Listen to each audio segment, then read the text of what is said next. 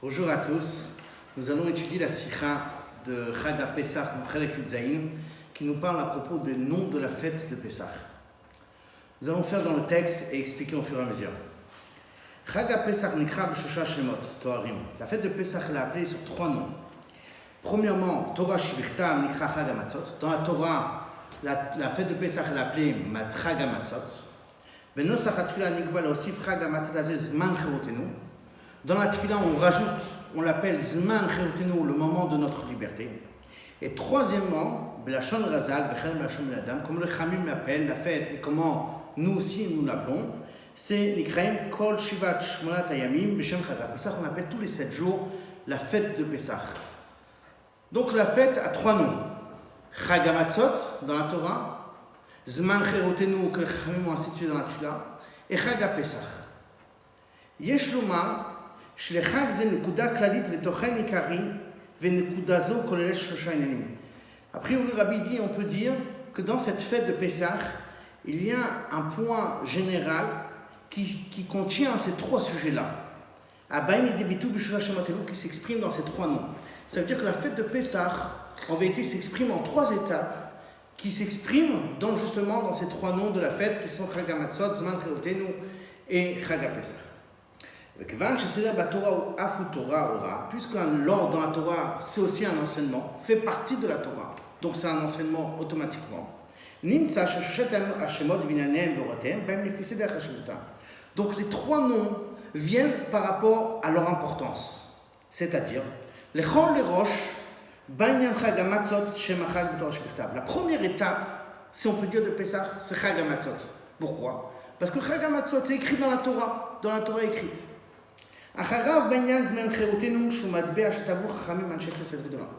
Juste après vient la deuxième étape qui est Zman Cherutenu, puisque Zman Cherutenu est un nom que les Chachamim ont institué dans la Tfila, Anshe Knesset Agdola.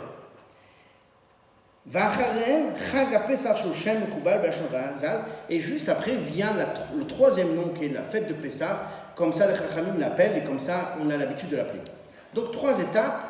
Et d'abord passe la première étape de Chag HaMatzot, deuxième étape Zman Cherutenu, 3e étape Chag HaPesach.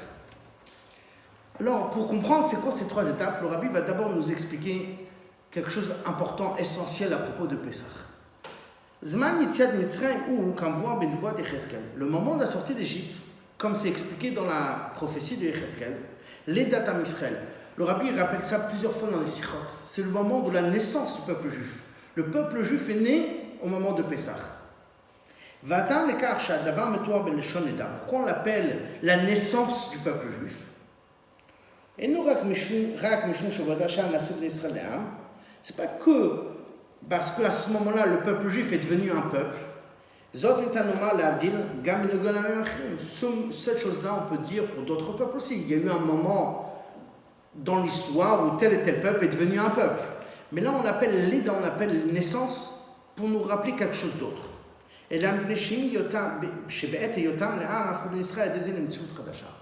Parce que le peuple juif, quand il est devenu un peuple, c'est pas simplement qu'il a changé d'identité. Il n'était pas un peuple, ou il faisait partie d'un autre peuple, et tout d'un coup il devient un peuple. Il est devenu une nouvelle entité, une nouvelle Metzius.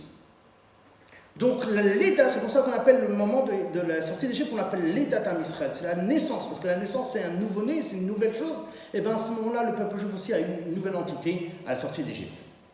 Le but de cette sortie d'Égypte, c'est le don de la Torah.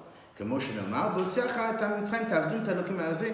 Dieu a dit à Moshe, quand tu sortiras le peuple juif d'Égypte, vous allez servir Dieu dans cette montagne qui est la montagne du Sinaï. C'est-à-dire que tout le but de la sortie d'Égypte, c'était le don de la Torah. Entre parenthèses, le Rabbi nous dit, c'est une des raisons pourquoi la fête de Shavuot, que le moment que Dieu nous a donné la Torah, le don de la Torah, est fixé par rapport aux 7 semaines qu'on a comptées de Pessah. Ça veut dire que ce n'est pas une fête à part entière, mais elle dépend de Pessah. Pour nous montrer que la fête de Shavuot est une continuité de la sortie d'Égypte. Ça veut dire que ce n'est pas qu'il y a eu la fête de Pessah et il y a aussi la fête de Shavuot, mais la fête de Pessah, elle se continue, si on peut dire, son but est la fête de Shavuot. כלומר, לידת עם ישראל באה כאחד ממהפכתם לעם של תורה. Ça veut dire que la naissance du peuple juif, en vérité, vient en même temps que le peuple juif devient un peuple de Torah. Comme Maoto chez Yehudi, Gam ki Yachid wa Torah. L'essence de chaque juif, même chaque individu est la Torah. Ça, c'est l'essence d'un juif.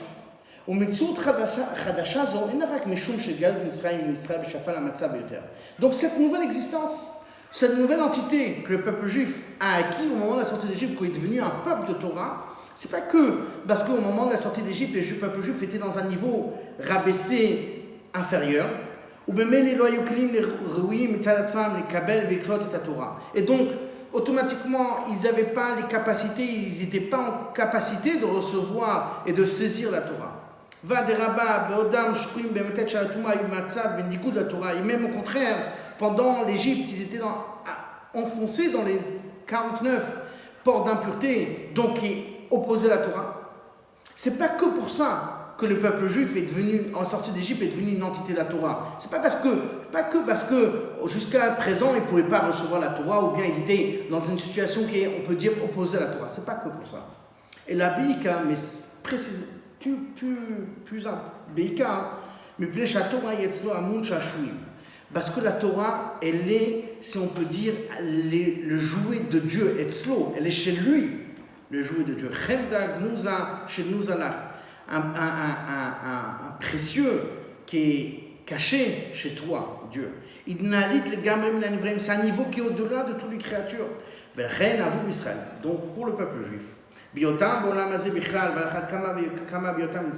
en étant au ce monde-là, d'une façon générale, en particulier quand ils étaient en Égypte, c'est quelque chose de nouveau qui n'est pas du tout dans leur capacité.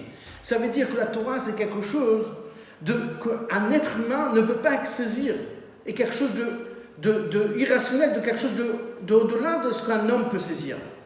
Et donc, un homme, en étant dans ce monde-là, et en plus forte raison, quand il était en Israël, en Égypte, qui est, on a dit, opposé à la Torah, ne pouvait pas être à ce moment-là un peuple de Torah.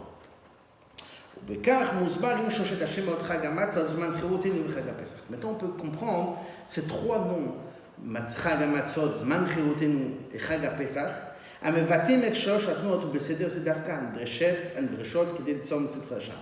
Ils expriment ces trois mouvements, si on peut dire, ces trois étapes qu'on a besoin pour être une nouvelle entité.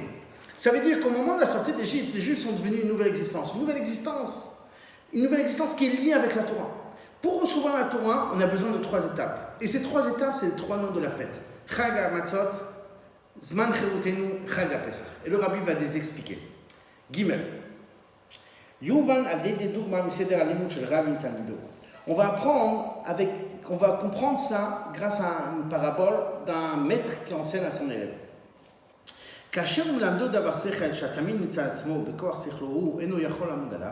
Quand le maître, le professeur, apprend à son élève quelque chose que l'élève de lui-même, par ses propres capacités, n'aurait pas pu le saisir, avec son sechel, avec son intellect, n'aurait pas pu le saisir.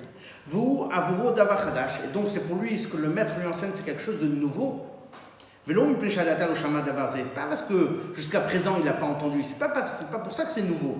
Mais c'est quelque chose de nouveau parce que jusqu'à présent c'était au-delà de ses capacités intellectuelles de cet élève. Donc maintenant c'est vraiment quand le maître enseigne quelque chose de nouveau, qu'on veut dire nouveau, ça ne veut pas dire nouveau forcément parce que jusqu'à maintenant il ne connaissait pas, maintenant il le connaît, mais il a appris quelque chose que jusqu'à maintenant l'élève n'avait pas les capacités de comprendre et maintenant on va le comprendre. Eh bien, il y a besoin de plusieurs étapes pour que l'élève puisse comprendre cette chorma, ce que le maître veut lui apprendre. L'echol roche, premièrement, on demande à cet élève un mouvement, une situation de bitul, effacement, annulation. כמאמר חז"ל כמו מלחמים דיז, שתלמיד חכם שיושב לפני רבו, צריך שהוא שפתיו נוטפות מר מרירות מחמת הרע. Comme מלחמים דיז, un תלמיד חכם qui s'assoit devant son maître, il doit avoir ses lèvres qui ont peur, comme Rachid explique, ils ont peur. Ça veut dire que l'élève, quand il doit être devant son rab, il doit être complètement bibitul, complètement effacé pour recevoir ce que le maître va lui expliquer. Pourquoi? Le rabbi explique dans la parenthèse, parce qu'avec ses propres forces intellectuelles, comme on a dit, avec ses propres forces intellectuelles, il n'arriverait pas à saisir cette chose intellectuelle que le maître veut lui apprendre. Et c'est justement grâce à son bitoul, à son effacement, à son annulation, que là il devient un kéli, il devient un réceptacle pour recevoir cette devar chorma, cette chose intellectuelle que le maître veut lui enseigner. Vader lachon razal, kli rekan marzik, comme les Chachamim disent, un ustensile rempli ne reçoit pas, et c'est justement un keli rekan, un ustensile vide qui reçoit. Donc le bitoul est une partie nécessaire pour que l'élève puisse comprendre. L'élève, ce que le maître va lui apprendre, c'est quelque chose qu'il n'avait pas les capacités de comprendre. Pour comprendre ça, il a besoin d'avoir un bitoul. Donc c'est la première étape. Oulam, deuxièmement, après que l'élève a compris, après que l'élève a écouté le maître, il doit essayer de comprendre cette svara, cette logique de ce que le Rav veut lui apprendre. Et donc pour cela, il est obligé d'utiliser son sechel. Ça veut dire que la première étape, c'est d'abord s'effacer. Mais la deuxième étape, c'est qu'il ne faut pas rester dans ce niveau-là d'effacement. On a besoin de comprendre ce que le maître nous enseigne. Et donc là, l'élève a besoin d'utiliser son sechel. Sheken, le rabbi dit en parenthèse, parce que c'est vrai c'est qu'un ustensile vide qui peut recevoir. Mais pour cela, il faut être un keli shalem, un keli entier. Et l'eau nekem sans aucun trou. Si le keli a un trou, a une fissure, eh ben, il ne peut rien recevoir. Et donc le rabbi dit, ça veut dire, ça ne suffit pas d'avoir le bitoul, être juste un keli rekan, un keli vide. Il faut être un keli, il faut être aussi un keli. Un keli c'est quoi? Il faut avoir une ouverture du sechel, du moach, excusez-moi, de l'intellect, pour recevoir ce que le Rav veut lui enseigner. Chez Kli Amikabel ou Marzik, pour recevoir ce que le Rav va lui dire. Donc, première étape, c'est bitoul. Deuxième étape, il faut avoir, au contraire, il faut avoir un keli, il faut comprendre ce que le Rav lui dit. Il faut ouvrir son cerveau pour pouvoir accepter, pour pouvoir recevoir ce que le Rav va lui dire. Donc, il a besoin d'utiliser son sechel. Après, troisième étape, Tachlit Alimudu, le but de l'étude, il n'est pas que l'élève comprenne et part avec ce que le Rav lui a appris. On demande à l'élève d'arriver à un niveau supérieur. Qu'à la fin, l'élève arrive au même niveau que ce que le Rav veut lui enseigner. Ça veut dire que le Rabbi va expliquer plus tard, quand le Rav enseigne à un élève quelque chose, forcément, c'est pas comme ça, la chose intellectuelle, le dvar sechel, que le Rav va enseigner à son élève, forcément, quand il enseigne, elle n'est pas comme elle est chez lui. Chez lui, elle est dans un niveau supérieur. L'élève, il doit essayer, avec le temps, arriver à comment le Rav avait compris cette chose-là. Comment elle est dans son sechel du Rav. Comment elle est dans son intellect. Comment elle est dans son cerveau. Les Chachamim nous disent qu'au bout de 40 ans, un élève peut comprendre ce que son maître lui a dit. Donc ça veut dire quoi? Ça veut dire que jusqu'à maintenant, il a entendu, il a compris. Mais il a compris comme sa capacité à lui. Au bout d'un moment, il doit essayer d'arriver à comprendre comme les capacités du Rav, comment le Rav a compris cette chose-là.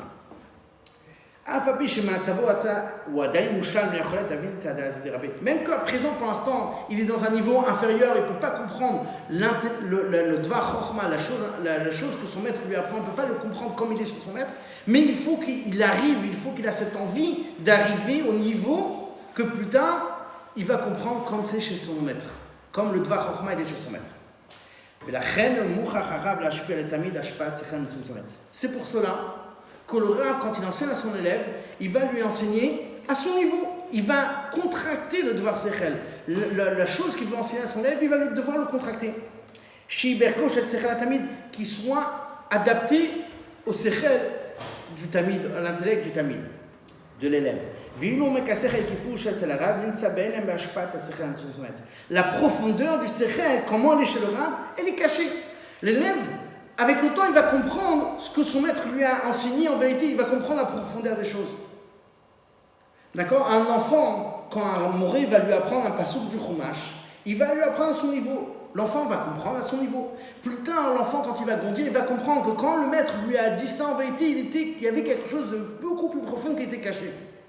Donc, c'est vrai que le Rav a dit d'une façon metzutzam, d'une façon contractée à son élève, mais l'élève doit avoir cette envie d'arriver à comprendre comme cette chose-là, elle est dans le sechel du Rav, dans l'intellect du Rav. Mais l'élève doit avoir ce mouvement d'essayer de se dépasser, d'aller au-delà de son intellect. Essayer d'arriver, d'atteindre le sechel du Rav, l'intellect du Rav.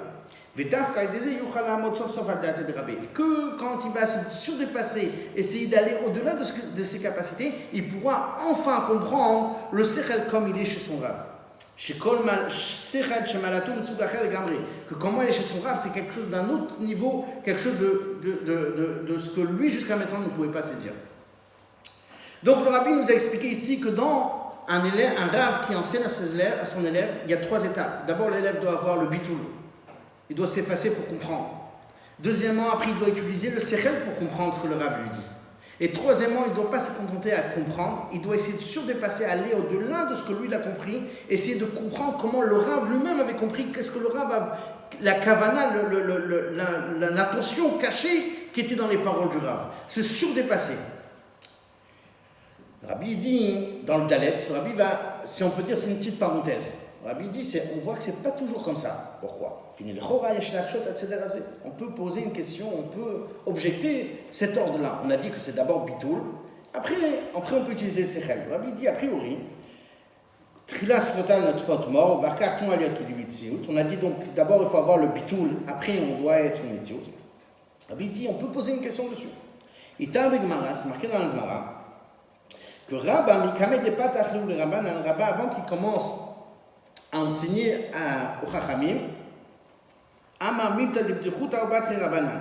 il disait une plaisanterie, une blague, et les élèves, les Chachamim, riaient de ça. Les Sof, Yativ Bemata, et après ils avaient une crainte, et là il enseignait la Torah. Alors le Rabbi dit de cet enseignement que Rava d'abord disait une blague, après il s'asseyait avec une crainte et il leur enseignait la Torah.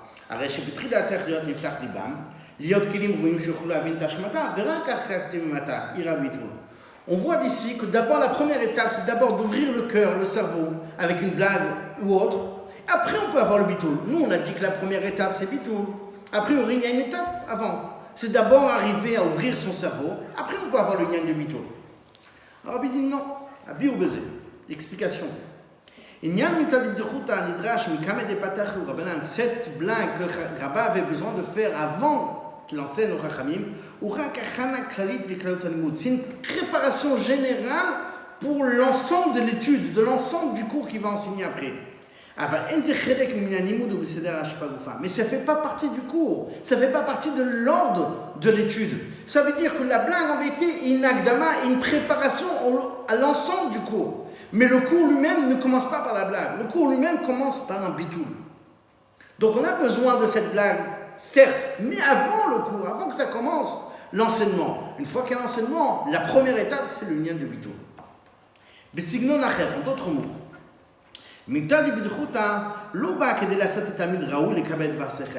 La blague ne vient pas pour essayer de faire de cet élève-là un réceptacle, quelqu'un qui peut recevoir ce que le Rav va lui dire. La blague est là pour le réveiller chez lui cette volonté de vouloir être un Mekabel. Ça veut dire que d'abord on a besoin d'avoir la volonté d'écouter. La volonté d'écouter se réveille grâce à la blague. Mais la blague ne fait pas partie de l'ouverture du sechel. L'ouverture du sechel se fait grâce au bitoul. Donc la blague est là pour donner la volonté, pour vouloir écouter, vouloir recevoir ce que le Rav va lui dire, mais ne fait pas partie des étapes du cours. Ça veut dire que la blague aide à ce que son sechel va vouloir recevoir.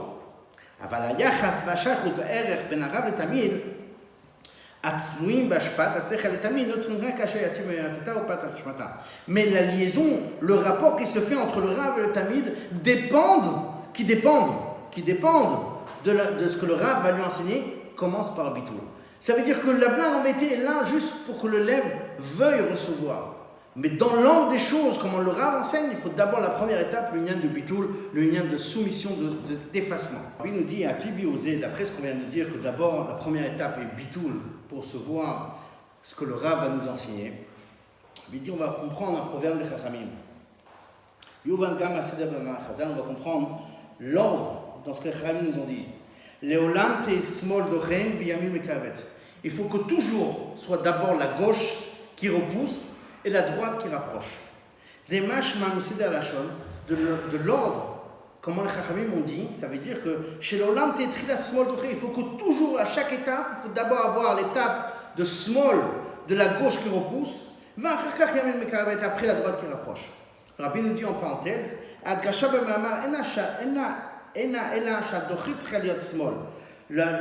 on accentue dans ce mamar-là que la façon comment on repousse, ça doit être d'une façon gauche. Pourquoi? La main gauche, la main faible. Repousser, ça doit être avec la main faible. Et la main droite, la main forte, si on peut dire, celle qui doit rapprocher. Donc on voit ce céder-là, d'abord small doré, après yamin mekaravet. D'abord la gauche qui repousse, après la droite qui rapproche. Rabbi il dit, mais gamat céder shalachot. Sous cet ordre-là, mais on peut aussi poser la question. Kedenel, la même chose qu'on a dit avant. Ketzad, on laisse céder bekanecha limamana, mikamede patachli ou amamita de bitchuta, tout moi je mekaravet, et ça vient du matin. On peut poser la même question qu'on avait posée avant, précédemment. On avait dit que le rabbin enseignait, d'abord, avant d'enseigner, il disait une blague. Donc, s'il disait une blague, c'était d'abord Yamin Mekaravet, d'abord il est rapproché, après ils avaient la crainte. Donc c'était d'abord Yamin, après Small. D'abord Yamin Mekaravet, d'abord les rapprochés, après il y avait le Small, la crainte. Dans l'ordre du proverbe de Chachamim, c'est marqué d'abord Small, d'abord repoussé, après rapproché. Donc la même question qu'on a posée tout à l'heure. Ve'od, klal ush Yamin kodemet et Small, ve'kitzad ba Small ifn Yamin. Deuxièmement, le Rabbi dit, on sait très bien. Il y a un principe dans la Torah, qu'on commence toujours par la droite, après la gauche. Donc là, comment on commence par la gauche, qui repousse, après la droite? Au biyote yurshe. Le Rabbi dit, on va poser, la question va être encore plus accentuée. Après ce proverbe-là de Chachamim, que d'abord il faut repousser par la gauche, après rapprocher par la droite. Ita, c'est marqué. Yetzer, tinok, veisha, te smol doche, v'yamim mekaravet. Il y a trois choses qu'il faut que la gauche les repousse et la droite les rapproche. Le Yetzer Hara, Tinok, un enfant, Isha, la femme. Vine, le Rabbi dit, c'est des chinuchosh à Tinok, on sait très bien comment c'est l'éducation d'un enfant. On apprend, on l'empresse, on l'éduque dans des choses qu'il a envie d'apprendre, à ses capacités de ses années. Comme la Gemara nous dit, on dit aux élèves, aux petits-enfants, on leur dit, tu vas lire la Torah et je te donnerai des noix. Donc, a priori, un enfant, on ne commence pas par small doré, par la gauche qui repousse, on commence par yamin mekarevet, par la droite qui rapproche, parce qu'on lui dit, on apprend des choses qu'il est capable de comprendre, des choses qu'il a envie de comprendre. Et deuxièmement, on lui donne des récompenses pour ce qu'il va apprendre. Donc on voit, donc on voit chez un enfant que d'abord il y a l'étape de Yamin Mekaravet, d'abord la droite qui rapproche, après il y a l'étape de le repousser par la gauche. Comme on voit clairement le Rabbi dit, on voit ça d'une façon claire. Chez Imagisha Latinok, Rabbi nous donne un principe dans l'éducation. Si on commence avec chez un enfant, avec small doché, avec le repoussement de la gauche, ça va le repousser complètement de l'étude, il ne va plus avoir d'envie d'étudier. Donc on voit clairement qu'un enfant, on commence d'abord par Yamin Mekaravet, par la droite qui rapproche. Donc d'abord par des choses qu'il aime, par des récompenses. Après on peut commencer par des étapes un peu plus difficiles que small doré, la crainte, etc. Donc comment ça marche? Que toujours il faut que ça soit small doré, toujours il faut commencer par la gauche qui repousse, après Yamin Mekaravet, la droite qui rapproche. D'après ce qu'on a expliqué plus haut, on peut comprendre. Quand on nous dit que la gauche doit repousser, après il y a la droite, c'est dans l'ordre de l'enseignement concret, pas l'agdama, pas la préparation à l'enseignement. La préparation à l'enseignement, certes, alors on va lui dire, tu vas avoir des bonbons, etc. Mais dans l'enseignement concret, il faut d'abord avoir le small doché, la gauche qui repousse, et après le yamin mekarevet, la droite qui rapproche. Ou basé à c'est-à-dire au trila small doché, barkach yamin mekarevet. Donc d'abord, dans l'enseignement, c'est d'abord small doché, le lien de bitou, l'effacement, et après, il y a yamin mekarevet, après on peut avoir ce rapprochement. Aval, el medubabo de tapoulot de yamin mekarevet, donc on n'est pas en train de parler ici de la préparation obligatoire qu'il doit avoir avant le cours. Ou qu'Agdama ne flanche pas, celle qui vient avant l'influence, avant le cours, avant l'enseignement du Rav. Qui gonne amirat mutadib du khot alef tamidim, comme dire une blague devant les élèves, ou meshichat tamid katan, ou bien attirer un petit enfant, bidvarim shem avec des choses qu'il aime, ou avec des cadeaux, etc. Ça, c'est une préparation à l'étude. Mais l'étude elle-même, elle commence par un mouvement de bitoul, et après, essayer de comprendre ce que le Rav a dit. La préparation, certes, la préparation peut être par d'autres moyens, par des moyens qui vont l'aider à vouloir écouter le Rav, à vouloir entendre ce que le Rav va lui dire. Mais la façon comment le Rav lui enseigne, ça doit être d'abord small doché, d'abord la crainte, et créer chez cet élève le lien de bitoul, l'effacement, s'effacer devant le sechet du Rav, et après comprendre le sechet du Rav. Donc tout ça, si on peut dire, c'est une parenthèse. Dans le Vav, le Rabbi va nous dire qu'est-ce que ça veut dire ça pour nous dans la fête de Pessah. De la même façon qu'on a besoin de ces trois mouvements pour comprendre un nouveau sechel, comprendre quelque chose de nouveau que le Rav veut nous enseigner.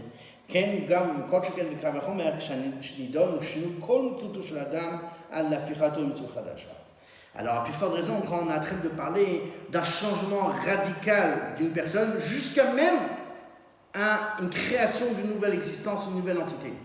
Ça veut dire, de la même façon que chez le Rav, quand le Rav va enseigner un élève, il y a besoin de 3 étapes. Alors, à plus forte raison, quand on veut changer une personne ou créer carrément une nouvelle entité, dans notre cas, ça va être l'entité du peuple juif, la nouvelle Metsiout, la nouvelle entité du peuple juif qui s'est créée au moment de la sortie d'Égypte, il y a besoin de ces 3 étapes. Donc, la même chose dans notre cas. Dans la naissance du peuple, comme peuple juif, que sa finition va être au moment du don de la Torah. Il y avait besoin de ces 3 étapes. Et le Rabbi va détailler. C'est quoi les 3 étapes? Premièrement, pour que le peuple juif reçoive la Torah, il y a besoin de Ta'avdun. Vous allez servir Dieu. Ta'avdun, ça veut dire quoi? Avoda vegia levatel tatsio hashem amnuga la Torah. Se travailler sur soi-même pour effacer l'ancien, si on peut dire, l'ancien image qu'ils avaient qui était opposée à la Torah. Ils avaient reçu ça en Égypte. Donc, et deuxièmement, le Rabbi dit, le ta'avdun, travailler, ça doit être comme ça veut dire que quand on y va, quand on se rapproche de l'étude de la Torah, la façon de s'approcher à l'étude de la Torah doit être comme un serviteur qui fait avec bitoul, avec soumission, avec kabbalatol, soumission à la volonté de son maître. Ça veut dire que le Rabbi dit dans ta'avdun, dans la façon de soumission, il y a 2 étapes. Il y a ta'avdun, se travailler sur soi pour effacer cette image qu'on avait jusqu'à présent, ce ancien peuple juif qui était en Égypte. Et deuxièmement, après, il faut se travailler pour être quand on se rapproche de la Torah, quand un juif veut étudier la Torah, il doit être avec une soumission comme un serviteur, avec une kabbalatol, avec une soumission totale à la Torah. Okay. Parce qu'effectivement, dès Kabbalah Torah d'Hachem pour recevoir la Torah de Dieu, ça fait qu'il y a Naasé Nishma, de d'abord avoir Naasé et après Nishma. D'abord s'effacer, accepter, et après on pourra comprendre. Akdamat Naasé Nishma, donc il faut d'abord avoir Naasé avant Nishma. Donc ça c'est la première étape. Les Hidar Gissa, deuxièmement, Rabbi, d'un autre côté, Kiyum Ta'avdun eno bofen hashover et mitzvot adam. Cette façon de servir Dieu, c'est pas une façon de briser l'homme, casser l'homme, et là, mais au contraire, cette façon de travailler Dieu, c'est sa méthode, c'est son existence. Les Bnei Israël et la Torah sont comparés à ces poissons dans l'eau. Donc, de la même façon que le poisson est une seule chose avec l'eau, comme on va voir, comme Rabbi dit, c'est Rabbi Shimon ben Gamliel, il dit que les poissons dans l'eau, si quelqu'un a eu un poisson quand il se trempait dans le mikvé et qu'il l'a collé, il ne s'appelle pas khatissa, il ne s'appelle pas une séparation. Parce que c'est une seule chose avec l'eau, ça fait partie de l'eau. Donc, de la même façon que l'eau et les poissons sont une seule chose, la même chose, le juif et la Torah sont une seule chose. Comme les Khamim disent, il n'y a pas de personne libre que ceux qui étudient la Torah.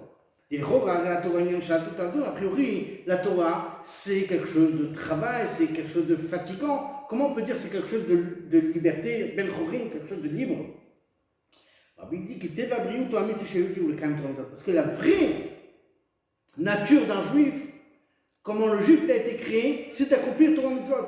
Donc ça ne peut pas être quelque chose de tavdoun, de travail, mais c'est quelque chose au contraire de ben chorin, c'est quelque chose qui les met en liberté.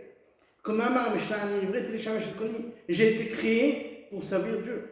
Et la reine, c'est pour cela. Quand malheureusement que Dieu nous en préserve, un juif ne fait pas Torah Mitzvot, lui pense qu'il est libre. Il n'a plus de joug, il est libre, il fait ce qu'il veut. Et que c'est beaucoup plus facile pour lui de choisir ce chemin-là que d'accomplir Torah Mitzvot, de faire attention à chaque détail de Torah Mitzvot. Plus que ce chemin-là, c'est-à-dire ce chemin-là où il ne fait pas sa vie comme la Torah le demande, puisque c'est le contraire de sa nature, donc automatiquement ça veut dire c'est une soumission, c'est un travail forcé, si on peut dire. Comme Khamil le Rabbi dit en parenthèse, comme Khamil dit, c'était le travail des hommes aux femmes et le travail des femmes aux hommes. Rabbi dit, peut-être qu'un de ces travaux-là, c'est beaucoup plus facile pour les hommes de faire le travail des femmes. Mais quand même, ça reste de l'esclavage pour les hommes. Pourquoi? Puisque ce n'est pas notre nature, faire quelque chose qui est contre nature, ça devient automatiquement l'esclavage. Donc le Rabbi dit la même chose, puisqu'un juif, sa nature, c'est de faire Torah Mitzvot, quand il choisit de prendre un chemin qui n'est pas Torah Mitzvot, automatiquement, il n'est pas libre. C'est que quand il fait le service de Dieu, que là, il est vraiment libre. Gimel, troisième étape. Par Matan Torah, c'est fait un changement dans le peuple juif, un changement radical. À tel point que le travail de juif, que jusqu'à maintenant, si on peut dire, il travaillait, il faisait Torah Mitzvot, mais était limité. Mais plus que ce travail-là qui était limité, elle est liée avec la Torah, que la Torah, c'est noter la Torah, elle est attachée avec Dieu qui a donné la Torah. Donc automatiquement, dans son travail de Torah Mitzvot, il y a se surdépasser à aller au-delà de ses limites. Et donc le Rabbi va expliquer, c'est ça les trois noms qu'on a donnés à la fête de Pessah. On avait dit qu'on avait trois noms de la fête de Pessah, c'est trois étapes. D'après ce qu'on a expliqué, les trois étapes qu'il y a besoin d'avoir pour un changement ou création d'une nouvelle médecine, on a besoin d'avoir le bitul, après le lien de Tavdoun, servir Dieu, et après on a besoin d'avoir de surdépasser. Et bien on va comprendre les trois noms de la fête de Pessah. C'est ça le contenu de ces trois noms. D'abord, Chag HaMatzot, Zman Chagotenu, et après Chag HaPesach. Bon, Matzah, Moreh Bitul. Matzah, ça représente sur le bitul, l'effacement. Et Deragba avec la soupe. Ne pas s'enorgueillir. Donc ça, c'est un Matzah. Chagotenu, Moreh Akash, Bitul, Ziniklam, Mitzito, Sheyudi. Chagotenu monte sur la deuxième étape. Après qu'on s'est effacé, il faut que cette étape, ce bitul-là, devienne une seule chose avec sa mitzvah, avec son existence. À tel point qu'on ressent chez lui la vraie liberté. Il a un plaisir dans ça. Quand il fait Torah Mitzvot, il a un plaisir. Au Pesach, la troisième étape, c'est Lachon Didou. Pesach, c'est sauter. Ce saut qui a eu besoin, qui était besoin pour le Israël pour sortir d'Égypte. Qui est le même à cause, si on peut dire à cause de ce saut qu'il y a eu en haut chez Dieu pour sortir d'Israël de l'esclavage et les ramener à Matan Torah. C'est quoi ce saut? Sortir de leurs propres limites et atteindre un niveau supérieur au-delà de leur capacité. Donc c'est ça les trois noms de la fête. Chag HaMatzot, Bitul, on a dit soumission. Deuxième étape, c'est Chag Zman Tzchirutenu, le temps de la liberté, parce que la soumission doit faire partie intégrante de l'homme. Il doit avoir un plaisir quand il fait Torah Mitzvot. Et troisièmement, se surpasser. Et donc, maintenant, Zayin, le Rabbi, il dit c'est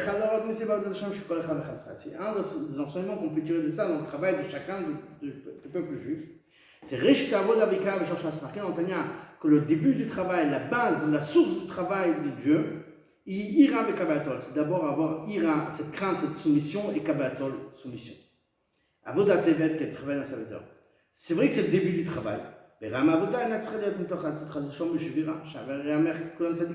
Mais cette façon de travailler, alors c'est vrai qu'on doit être comme un serviteur qui sert Dieu, mais elle ne doit pas être avec une tristesse, avec une brisure, parce qu'au contraire, on est tous des tzadikim.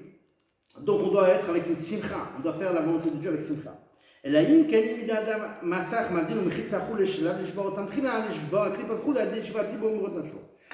si on peut dire entre parenthèses, Rabbi dit que dans des cas extrêmes où l'homme a créé une mechitza, une séparation entre lui et le bon Dieu, que là il y a besoin malheureusement de passer dans cette étape, de briser son cœur, comme c'est marqué dans le Tanya, de temps en temps briser son cœur, le chichi avant Shabbat, etc., le lever de Rosh Chodesh. Mais d'une façon générale, ça doit être avec joie. Dans la Gdusha, il n'y a pas de brisure. Ce besoin d'amertume, d'avoir un cœur brisé, comme c'est marqué dans le Télim, c'est comme à cause du corps, à cause de l'âme animale, que quand il gouverne sur l'homme. Que quand malheureusement le Nefesh Abamit elle a eu une emprise dans l'homme, alors l'homme a besoin de casser cette Nefesh Abamit, casser pour pouvoir se rapprocher de Dieu. Mais il ne peut pas avoir, il ne faut pas être brisé, mais au contraire, il faut avoir de la joie. Rabbi dit entre parenthèses, c'est aussi l'explication de l'histoire suivante. Rabbi Noazaken il avait une boîte de tabac en argent. Et l'eau mirsé, sans couvert. Parce qu'avec le couvert, qui servait de miroir, la Noazaken l'a utilisé pour mettre les fils au bon endroit. Quand une personne a raconté ça au Tzemar Tzedek, vite batté, il s'est exprimé. Il s'est exprimé que la Noazaken a cassé cette boîte de tabac pour prendre le couvert. Lui a dit le travail de mon grand-père, c'était pas de briser ou l'eau shabazot. Donc c'est pas possible qu'il a cassé cette boîte de tabac. Certainement que le couvert était lié à la boîte grâce à un intermédiaire d'un fil. Mon grand-père a juste enlevé le fil qui attachait le couvert à la boîte. Il n'a pas cassé. Il dit le Chora, a priori, même si la Noazaken aurait cassé le couvert. C'était pour faire une mitzvah. C'est pas pour casser, mais c'était pour utiliser pour une doucha, pour une chose de mitzvah. Le Rabbi dit quand même, de là on apprend que le sujet dans ça est chez Bidusha mitzvah, il ne peut pas avoir une brisure, pas du tout, pas du tout. C'est pour ça que le Tzemar Tzedek était persuadé que ce n'est pas possible que la Noazaken a cassé. Parce que c'est pas, dans le doucha, il ne peut pas avoir de brisure. C'est pour ça que la soumission qu'on a besoin d'avoir au début du travail, dans le travail de l'âme divine, doit être avec un plaisir, avec une chaleur, mais parce que c'est une obligation. Quand l'homme sait, quand chaque juif sait que c'est sa liberté d'accomplir Torah Mitzvot, automatiquement il a oneg, il a un plaisir et une chaleur dans l'accomplissement de Torah Mitzvot.